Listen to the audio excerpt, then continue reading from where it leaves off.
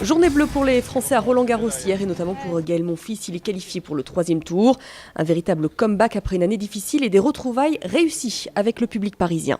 Immortaliser une Ola, mais surtout des retrouvailles, celle entre Gaël Monfils et le public parisien, car la Monf, demi-finaliste il y a 5 ans, sait combien le soutien du public est un facteur de motivation. Ça fait énormément de bien, je suis à chaque fois très heureux et très touché vraiment.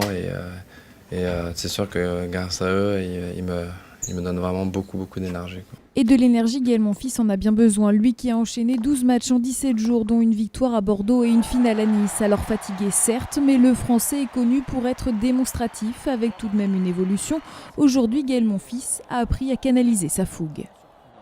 Il ne dépense plus d'énergie entre les points comme il le faisait avant. Il est calme, il conduit son match avec beaucoup de sens tactique à certains moments. Donc c'est un nouveau Gaël Monfils que l'on découvre et qui peut aller loin à condition de continuer dans cette voie.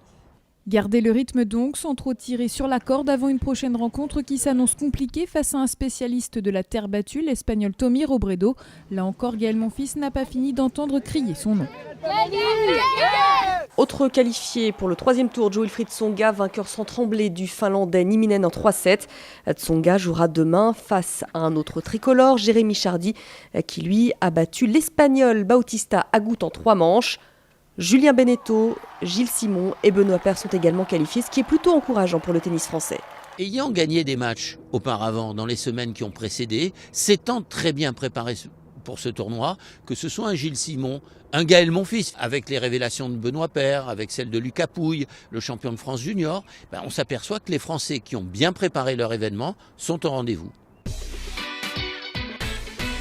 Suite et fin des 2e tours aujourd'hui, Richard Gasquet, Benoît Paire et Lucas Pouille sont au programme côté français. Nadal et Djokovic jouent également porte d'Auteuil. Leonardo saura dans la journée à quelle sauce il va être mangé. Le directeur sportif du PSG passe devant la commission de discipline de la Ligue de football. Il avait, souvenez-vous, bousculé l'arbitre du match PSG-Valenciennes dans les couloirs du Parc des Princes, ce qui pourrait lui coûter très cher. Le barème dans ce genre de situation, c'est 1 an. C'est 1 an de suspension quand on porte atteinte à l'intégrité physique d'un officiel. Après, tout dépend comment il va se défendre, tout dépend des arguments que lui a formulés. Un mot de transfert avec l'OM qui se réveille. La cible du moment, Romain Alessandrini, reste à convaincre Rennes, son club actuel. L'OM qui va également entamer des négociations avec Lille pour faire venir Dimitri Payet. Le LOSC en demande 10 millions d'euros. Ça ne marche pas à tous les coups. Nanterre a perdu à Strasbourg la première manche de la finale de Pro A de basket.